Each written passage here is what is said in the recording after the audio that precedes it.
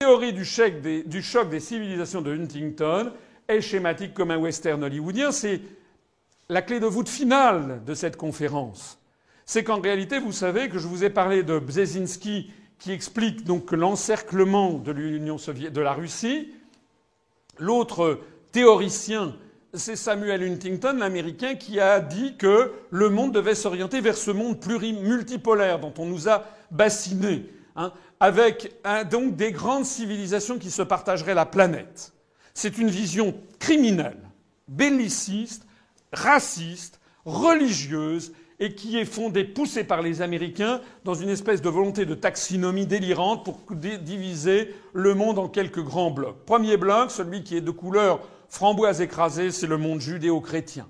Oh, comme par hasard, ce monde judéo-chrétien correspond pile poil à l'OTAN. Ça tombe bien. C'est la justification théorique de la mainmise des États-Unis sur l'Europe occidentale.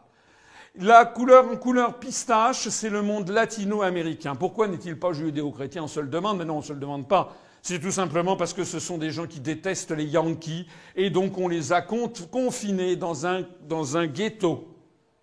Ici, le long du Rio Grande, j'ai déjà dit, on tire à vue sur les immigrés clandestins. Et puis après ça, vous avez les très très très méchants qui sont de couleur moutarde, ce sont les musulmans.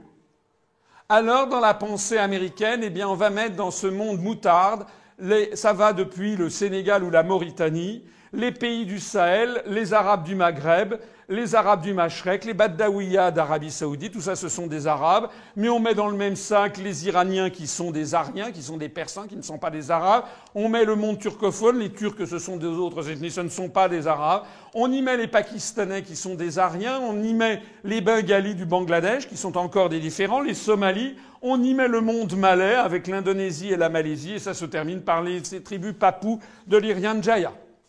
Donc on fait prévaloir une vision délirante, uniquement religieuse. D'ailleurs, comme si l'islam n'était qu'une seule et même religion, alors que vous avez l'islam sunnite, l'islam chiite, l'islam zaïdite, vous avez des quantités de sectes, et puis vous avez bien plus encore des schémas historiques, anthropologiques totalement différents. On sait très bien que l'islam de Malaisie ou d'Indonésie n'a rien à voir avec l'islam de l'Afghanistan ou avec celui de la bande du Sahel. Parce que ce sont des peuples différents, des langues différentes.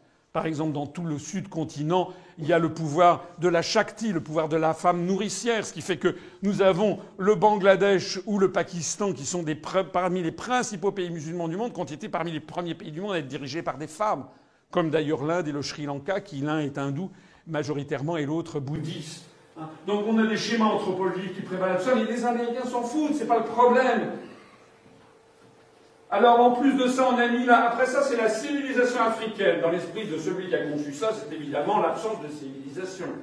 Donc, on a mis dedans n'importe quoi. On a mis le sud ivoirien, qui est catholique et francophone, avec le Nigeria, qui est musulman, anglophone, avec Madagascar, dont les plateaux sont peuplés de gens d'origine malaise, comme vous le savez, avec des pays relativement développés, voire très développés, comme l'Afrique du Sud.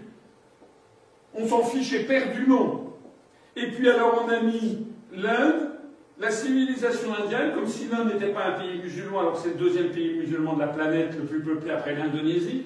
Je rappelle d'ailleurs au passage, comme vous le savez sans doute, mais c'est toujours bon à rappeler, que la majorité des musulmans ne sont pas arabes, que c'est d'abord les pays les plus peuplés, c'est l'Indonésie, puis l'Inde, puis le Pakistan, puis le Bangladesh.